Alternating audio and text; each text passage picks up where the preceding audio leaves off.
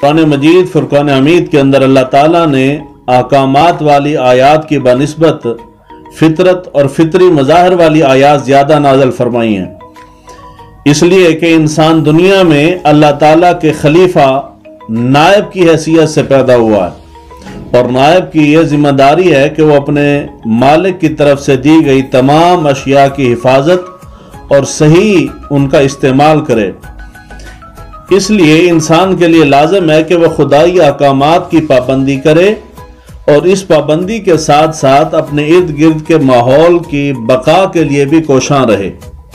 کیونکہ اسلام کے مطابق ہر انسان فطرت کا امین ہے۔ موضوع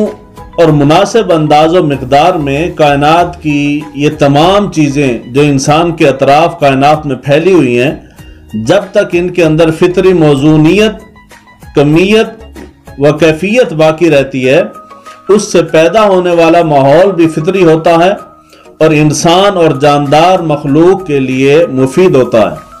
اور جب فطری تخلیق میں انسانی الٹ پلٹ شروع ہوتی ہے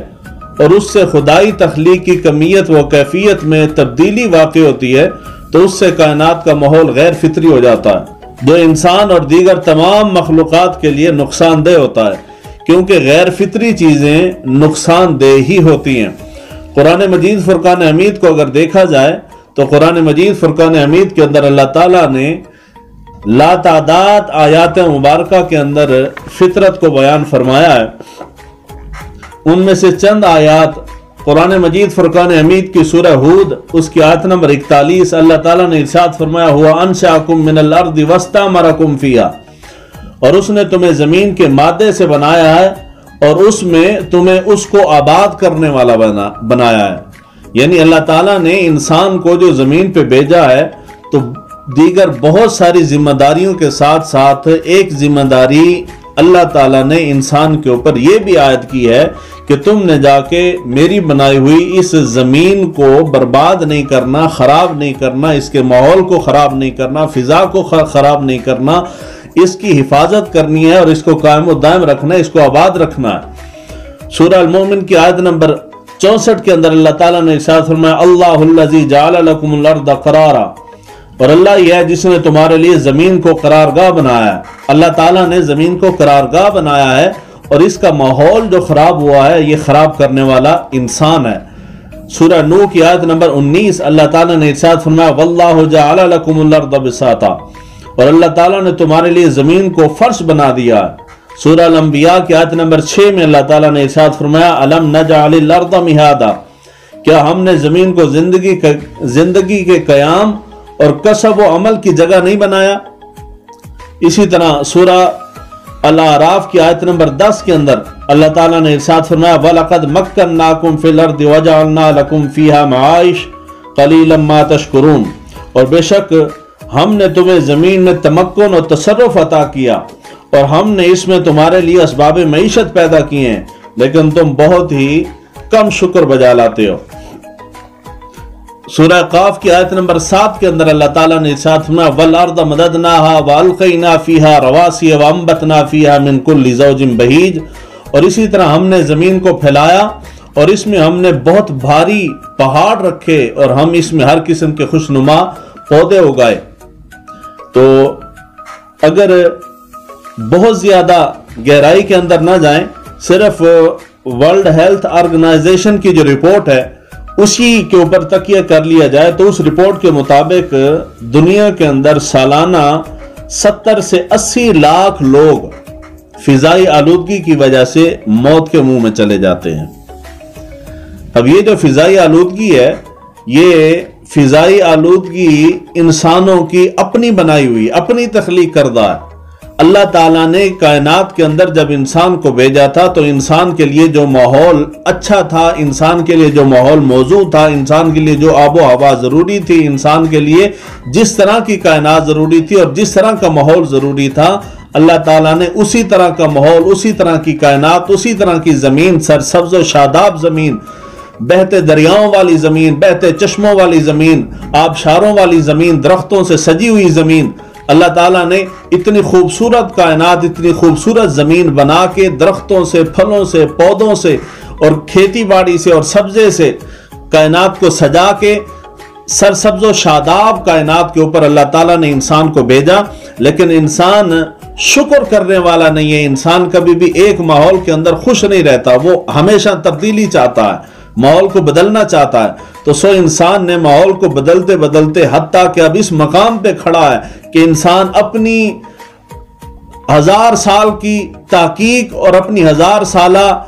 جدت کے خلاف خود اس سے ڈر کے بھاگ رہا ہے، کیونکہ یہی اس کی جدت، یہی اس کی سائنس، یہی اس کی تخلیق، یہی اس کا جدید پن، سارے کا سارا اس نے جو کچھ آج تک ترقی کی ہے، یہی ترقی انسان کی دشمن بن گئی ہے اور یہی ترقی انسان کو کھا رہی ہے۔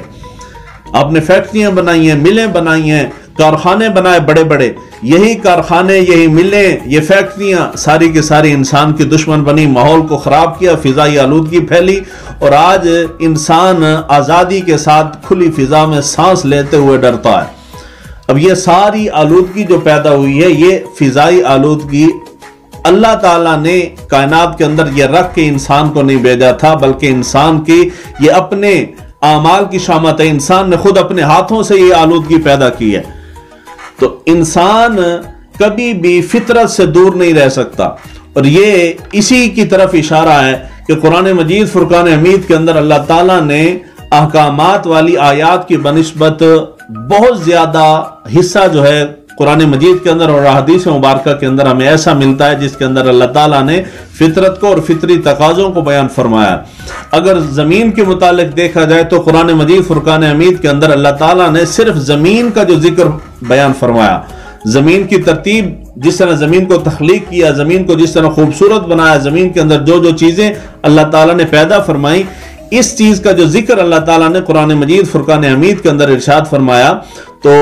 461 مرتبہ اللہ تعالیٰ نے زمین کا ذکر قرآن مجید کے اندر فرمایا۔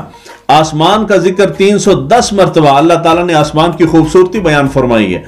پانی کا ذکر اللہ تعالیٰ نے 60 مرتبہ قرآن مجید فرقان حمید کے اندر بیان فرمایا۔ 24 مرتبہ اللہ تعالیٰ نے ہوا کا ذکر فرمایا۔ 27 مرتبہ اللہ تعالیٰ نے قرآن مجید فرقان حمید کے اندر درختوں کا ذکر فرمایا، اور باقی دوسرے جملہ نباتات کا ذکر اللہ تعالیٰ نے 4 مرتبہ بیان فرمایا۔ تو قرآن مجید فرقان حمید کی اتنی کثیر آیات اور اتنا کثیر اور بڑا حصہ جس کے اندر اللہ تعالیٰ نے فطرت کو بیان فرمایا ہے، انسان نے اس بہت بڑے حصے کو سائیڈ پہ رکھ کے انسان اپنی ڈگر میں مست اور بے خود ہو کے اور بے خبر ہو کے انسان چل پڑا ترقی کی راہ پہ، اور آج یہی انسان کی اپنی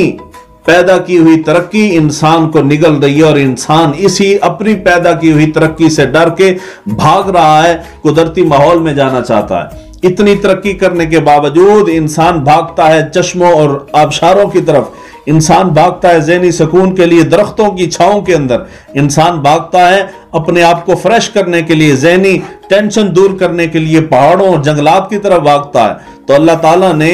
ماننا پڑے گا جو اللہ تعالیٰ نے ماحول انسان کے لیے پیدا فرمایا ہے، وہی ماحول، وہی طریقہ، وہی آب و ہوا، وہی دنیا، وہی اشیاء انسان کے لیے بہتر ہیں۔ قرآن مجید فرقان حمید کی سورہ النحل کی آیت نمبر 3 میں اللہ تعالیٰ نے ارشاد فرمایا خلق السماوات والارض بالحق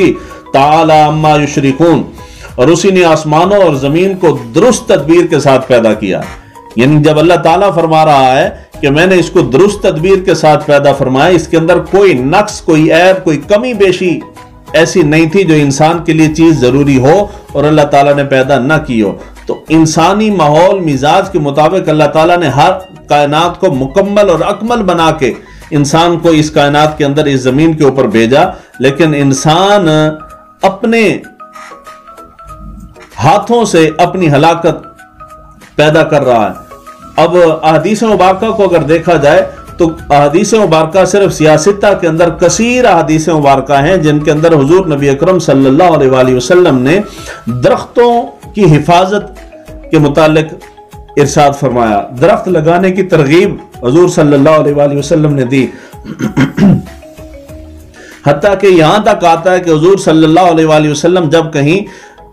دور دراز لشکر روانہ کرتے تھے جنگ کے لیے، جہاد کے لیے، تو حضور نبی اکرم صلی اللہ علیہ وآلہ وسلم لشکر بھیجتے وقت ان کو دوسری ارشادات کے ساتھ یہ خاص تاکید فرماتے تھے کہ جب تم جس علاقے کو فتح کر لو، جس علاقے سے گزرو، وہاں پہ تم نے درختوں کو نہیں کاٹنا، درختوں کو نقصان نہیں پہنچانا، فصلوں کو نقصان نہیں پہنچانا۔ اس سے آپ اندازہ کر سکتے ہیں کہ اسلام اس رب کی بنائی ہوئی کائنات کی کس قدر حفاظت کرتا ہے اور کتنا ماحول دوست ہے، درختوں کی کتنی حفاظت کرتا ہے۔ تو ہمیں چاہیے کہ اگر ہم اپنے اور اپنے پیاروں کی حفاظت چاہتے ہیں، اچھی زندگی چاہتے ہیں، صحت مند زندگی چاہتے ہیں اور بیماریوں سے دور رہنا چاہتے ہیں، تو جو ماحول اللہ تعالیٰ نے قدرتی طور پہ تخلیق کیا تھا ہمیں اس کی حفاظت کرنی چاہیے۔ اور اس کا طریقہ یہی ہے کہ اس وقت سب سے زیادہ جس چیز کی ضرورت ہے وہ ہے درخت۔ ہر جگہ پہ کسی بھی علاقے میں چلے جائیں، پوری دنیا میں لوگ گرمی کی وجہ سے مر رہے ہیں، درجہ حرارت روز بروز بڑھتا جا رہا ہے، اور بجائے اس کے کہ انسان ہوش کے ناخن لیتا اور وہ درختوں کی طرف آتا، فطرت کی طرف آتا، ماحول کو درست کرتا، انسان نے دوسری مادی اشیاء پیدا کر کے، انسان نے دوسری مشینری پیدا کر کے اپنے آپ کو وقتی ٹھنڈا رکھنے کی کوشش کی۔ تو ضرورت اس امر کی ہے کہ آپ اپنے ماحول کو درست کریں، اپنے ارد گرد جہاں آپ کو جگہ ملے زیادہ سے زیادہ درخت لگائیں، اور یہ درخت لگانا آپ کے لیے صدقہ جاریہ، اس دنیا میں نہیں بلکہ آخرت میں بھی یہ آپ کو فائدہ دے گا اور یہ آپ کے لیے صدقہ جاریہ ہو جائے گا۔ حضور نبی اکرم صلی اللہ علیہ وآلہ وسلم کے ارشاد گرامی ہے، حضور صلی اللہ علیہ وآلہ وسلم نے ارشاد فرمایا،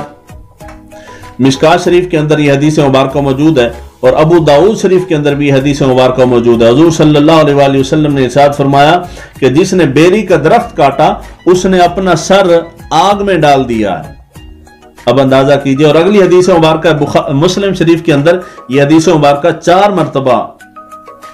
بیان ہوئی ہے۔ حضرت جابر سے مروی حضور صلی اللہ علیہ وآلہ وسلم نے ارشاد فرمایا، کوئی بھی مسلمان جو درخت لگاتا ہے اس میں سے جو کچھ بھی کھایا جائے وہ اس کے لیے صدقہ ہے، جو کچھ